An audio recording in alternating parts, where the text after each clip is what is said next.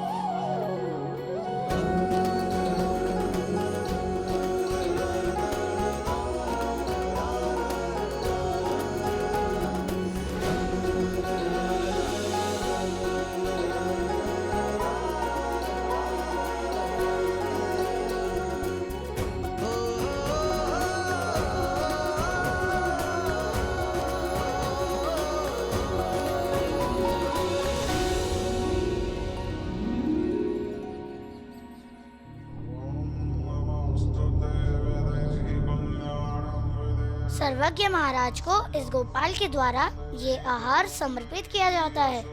स्वीकार करें महाराज। प्रणाम करो इसे। इसे प्रणाम। तुम्हारा ये आहार हमें स्वीकार्य है। अब बताओ, तुम्हें कैसा आहार पसंद है? चटपटे व्यंजन, मदिरा पान और कभी कभी मांसाहार।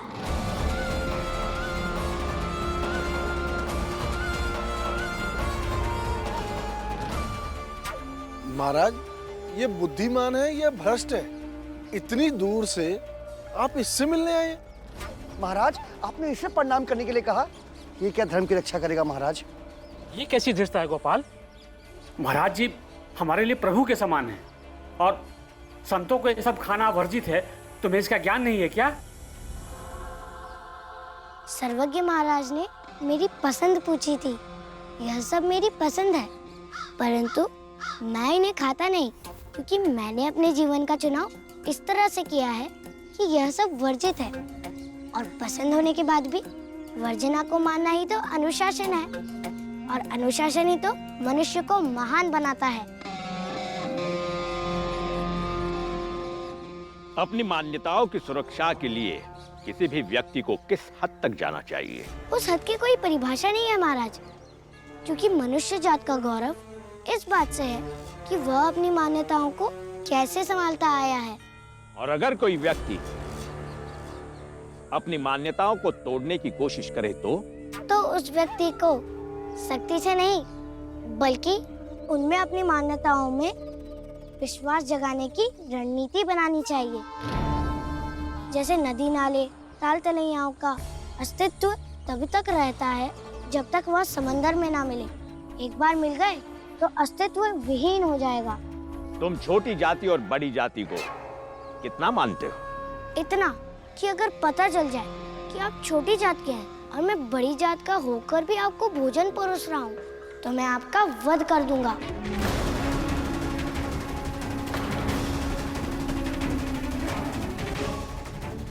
और जो अंतर ईश्वर ने बनाया है, उसे मानने या ना मानने का प्रश्न ही कहाँ है। वो तो है अद्भुत, अद्भुत। तुम्हारी इस तर्क शक्ति से हम अभिभूत हो गए बेटा। तुम भी चलो हमारे साथ, सातारा चलो। पर महाराज, पहले आप प्रसाद तो ग्रहण कर लीजिए। अवश्य करेंगे ग्रहण, किंतु हमारा कार्य संपन्न होने के बाद। जो आज्ञा महाराज। तुम्हें भी चलना होगा हमारे साथ, क्योंकि तुम्हें इस बालक के साथ रहना होगा, ठीक उसी तरह जैसे उस भीमराव के साथ राम जी रहता है। चलो। अवश्य महाराज। सर्वज्ञ महाराज की जय। सर्वज्ञ महाराज की जय।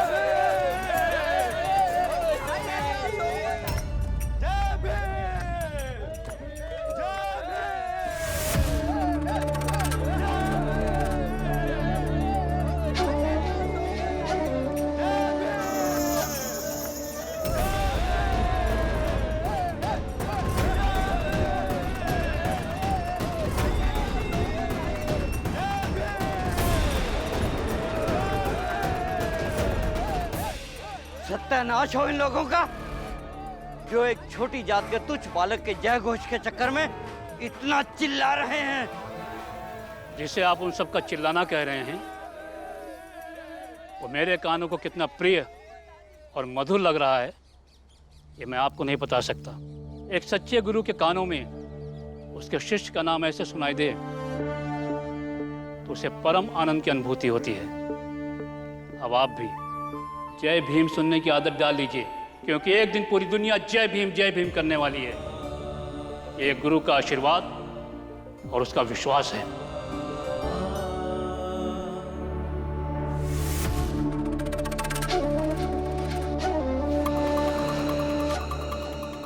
पालते रहो गफलत, जय भीम को पराजित करने की विधि महाराज लेकर आ ही रहे होंगे।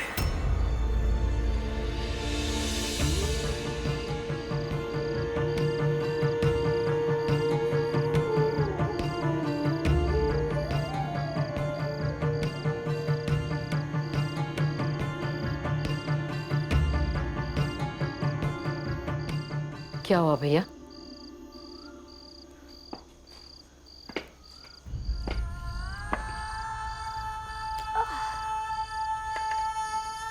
क्यों ऐसे अकेले में आकर बैठे हो?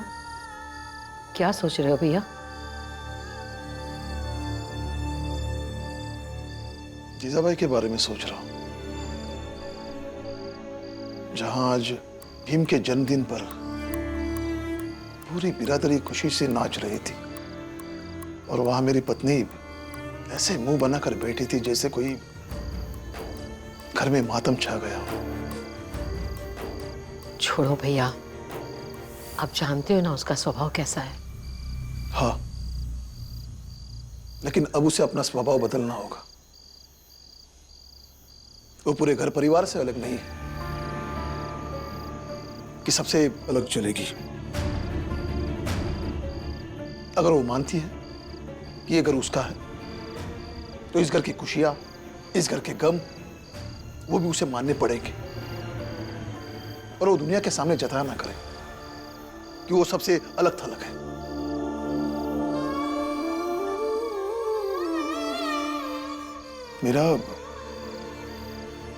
मैं चाहता हूं कि मेरे बच्चे जीजाबाई को सौतेली मां ना समझे, लेकिन उसके लिए जीजाबाई को भी वैसा ही व्यवहार करना पड़ेगा। लेकिन वो है कि खुद ही दिखाती रहती है कि मैं सौतेली हूं, मैं सौतेली हूं।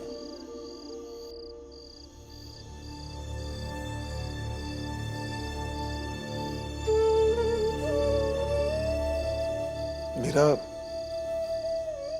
आज भीमाबाई की बहुत याद आ रही है।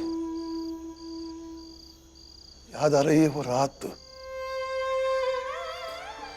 जिस रात भीम पैदा हुआ था। आपकी घरवाली की हालत सही नहीं है। जच्चा बच्चा दोनों जान खतरे में हैं।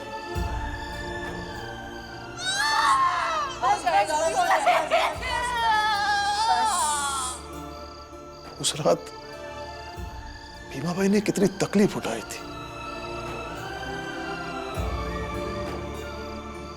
आज भी सोचता हूं तो रोंगटे खड़े हो जाते हैं।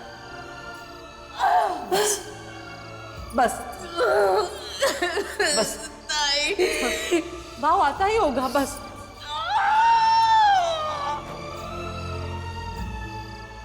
याद है मेरा, उस रात हम सब लोग बहुत परेशान थे।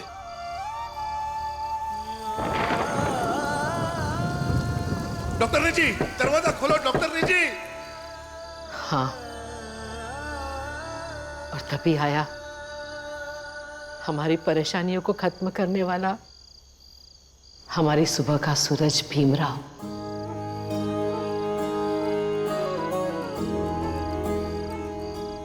इतनी मुश्किलों से तू लड़के आया है, अब अंधेरा छटेगा, रोशनी होगी और हर दिन से जास्ती चमकीला सूरज निकलेगा।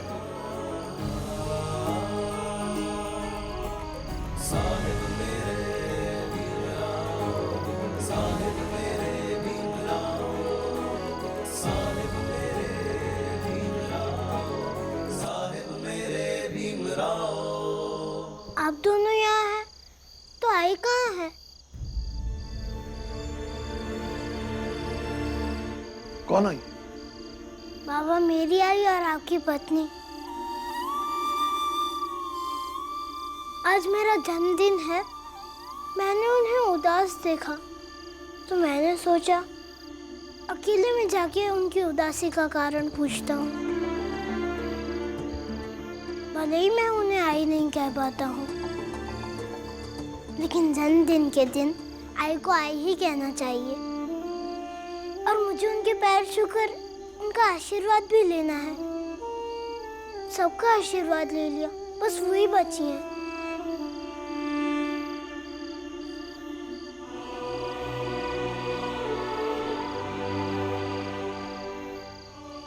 देखा, इसे कहते हैं प्यार। लेकिन ये प्यार जीजाबाई के कहां समझ में आएगा? जब बुलाओ उसे और पूछो कि बच्चों का प्यार और सम्मान के बाद इस घर में क्या कमी रह गई जिसकी वो हमेशा शिकायत करती रहती है। जाओ बुलाओ उसे, आज साफ साफ पूछ ही लेता हूं। जाने दो ना भैया। बाबा, आई चली गई।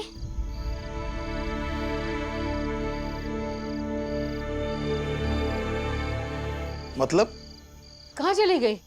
बाबा, मानिक काका जब स्टेशन की तरफ से आ रहे थे तो उन्होंने उन्हें देखा और बताया कि आई एक पोटली लिए स्टेशन की तरफ बहुत तेजी से जा रही थी। बाबा, मैं स्टेशन जाता हूँ, उन्हें अभी लेकर आता हूँ। नहीं, जीजाबाई को लेने कोई नहीं जाएगा। उसे आना है तो आ जाएगी। जिसकी भागने की नीयत हो उसे चाहे जितना पकड़ो वो भाग जाता है।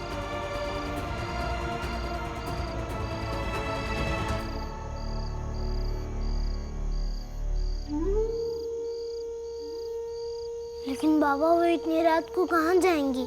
बंबई जाएगी, अपने बाबा के पास। उनके सिवा जीजाबाई का इस दुनिया में कोई नहीं है। लेकिन बाबा, वो गुस्सा होकर गई है और शायद वो मुझसे ही नाराज होंगी। मैं उनसे माफी मांग लूंगा तो शायद वो आ जाए। इसलिए बाबा, हमें जल्दी से स्टेशन जाना चाहिए। नहीं बेटा,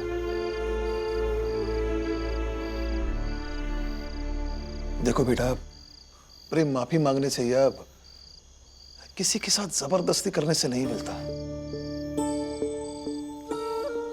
प्रेम दिल से निकलने वाली एक नदी है। ये नदी जिस दिन जीजाबाई के भीतर से निकलने लगेगी तब वो खुद ब खुद आ जाएगी।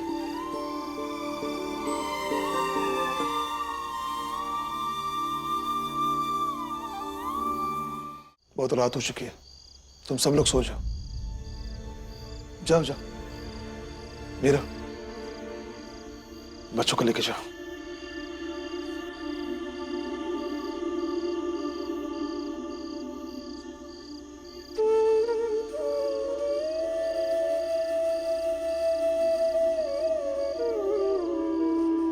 सेठ जी, पुराना सेठ राम जी के साथ ठेले पर घूम घूम कर दाल चावल बेच रहा है।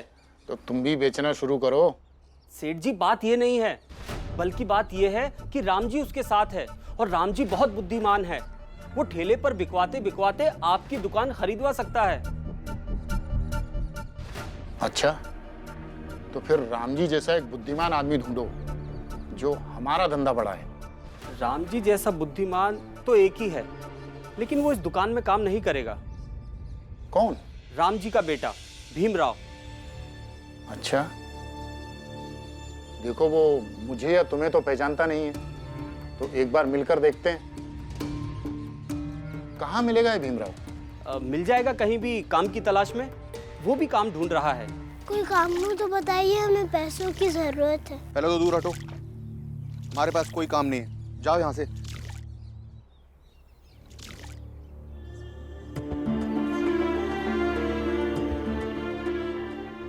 भीम, जब तक आई जिंदा थी तब तक तो सिर्फ बाबा ही काम करते थे ना, लेकिन अभी बाबा के साथ साथ बाला भैया भी काम करते हैं और मुझे भी कुछ ना कुछ काम मिल ही जाएगा। फिर तू क्यों काम ढूंढ रहा है भीम? भीम, तुझे ऐसा नहीं लगता कि तुझे बस अपनी पढ़ाई पर ध्यान देना चाहिए? नहीं आनंद भैया, आई के जाने के बाद सब कुछ बदल गया है।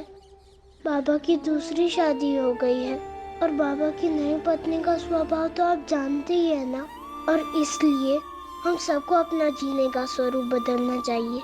हाँ, वो सब ठीक है भीम, लेकिन कोई हमें काम कहाँ दे रहा है? मैं दूंगा काम।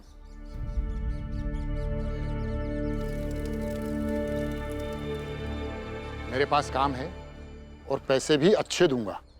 क्या काम है? ठेले पर दाल चावल लेकर घूम घूम कर बेचना है। मैं बेचूंगा और तुम लोग ठेला खींचोगे।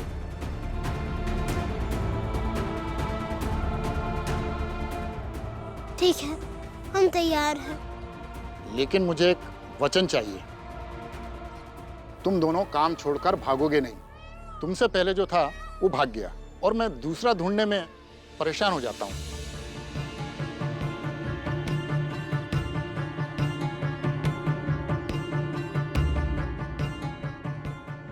ठीक है, मैं वचन देता हूँ कि मैं नहीं भागूंगा। राम जी, अब तुम्हारा प्रतियोगी तुम्हारा बेटा होगा। अब मजा आएगा। महाराज, आप सबकी भलाई के लिए अंदर ध्यान कर रहे हैं। आज महाराज किसी को दर्शन नहीं देंगे। जब महाराज का ध्यान टूटेगा तो वहीं से आप सबको आशीर्वाद देंगे। अभी आप जाइए। महाराज की कृपा मुझ पर और मेरे परिवार पर हमेशा ऐसी ही बनी रहे। बिल्कुल बिल्कुल बनी रहेगी। जाइए आप। पंडित जी, ये आज चंदा इकट्ठा हुआ था, महाराज को देना था। रख दीजिए यहाँ पर। आज महाराज सबके भलाई के लिए ध्यान कर रहे हैं और जब ध्यान से बाहर आएंगे तब तो आपको आशीर्वाद देंगे। अभी आप जाइए। अनाज ले लो, सस्ते अच्छे अनाज ले लो, सस्ते अच्छे अनाज ले लो।